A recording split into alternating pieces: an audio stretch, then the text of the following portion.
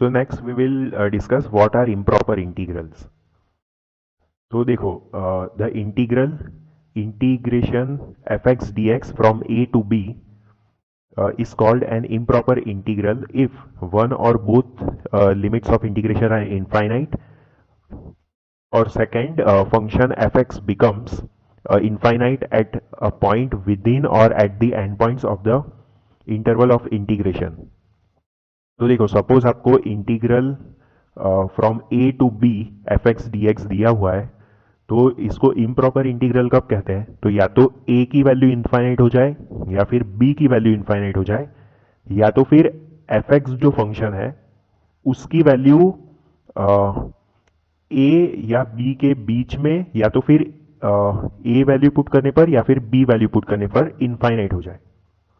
तो अगेन मैं रिपीट करता हूं दोनों कंडीशंस.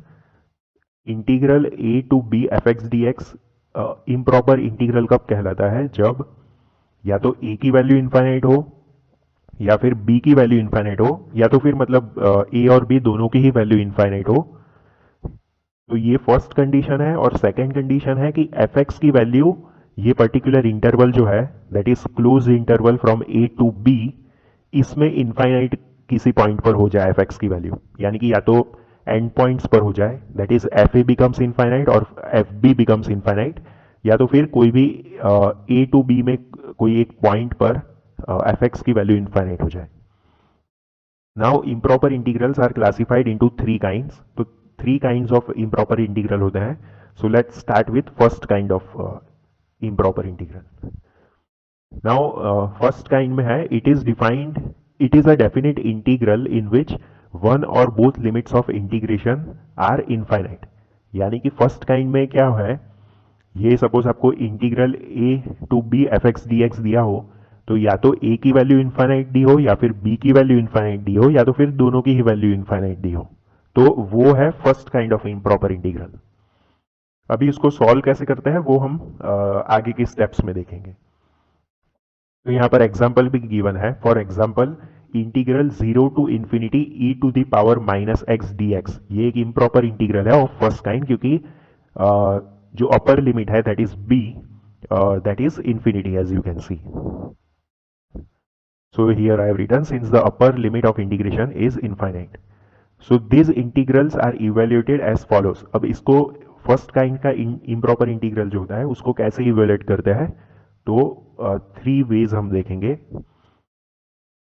तो देखो, if f x is continuous on the range closed a to infinity, मतलब ए से इंफिनिटी कई जो रेंज है उसमें एफ एक्स अगर कंटिन्यूअस है, देन जो integral a to infinity f x d x है उसको हम लिख सकते हैं limit b tending to infinity integral a to b f x d x.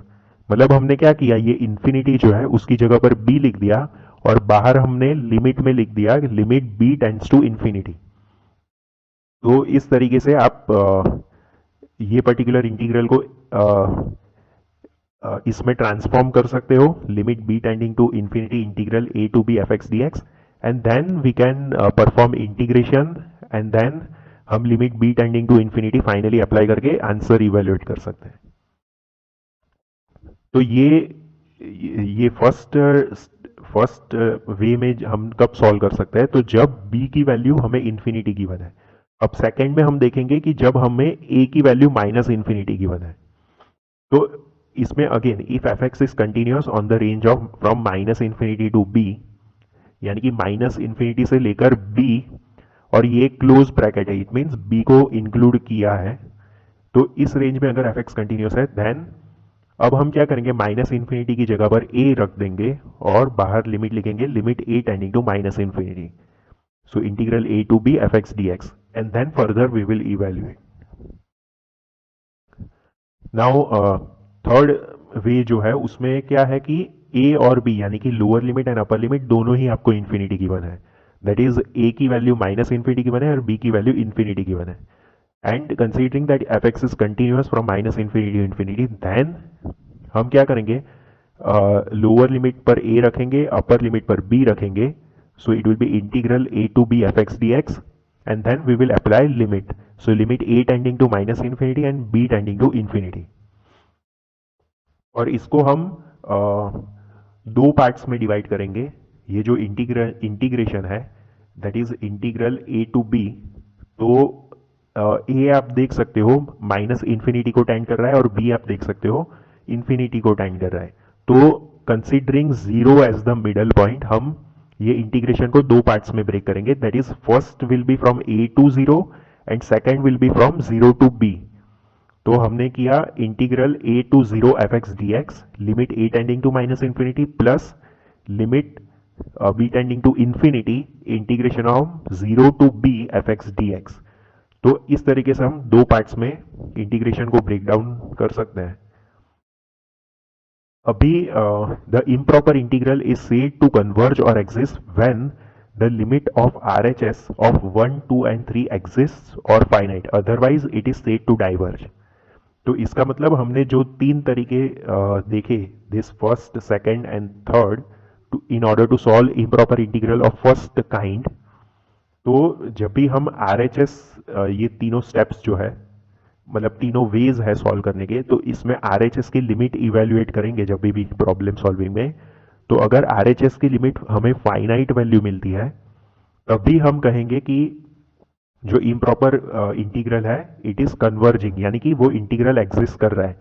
अगर हमें फाइनाइट वैल्यू नहीं मिलती है, हमें कोई इनफाइनाइट वैल्यू मिलती है, then it is said to diverge.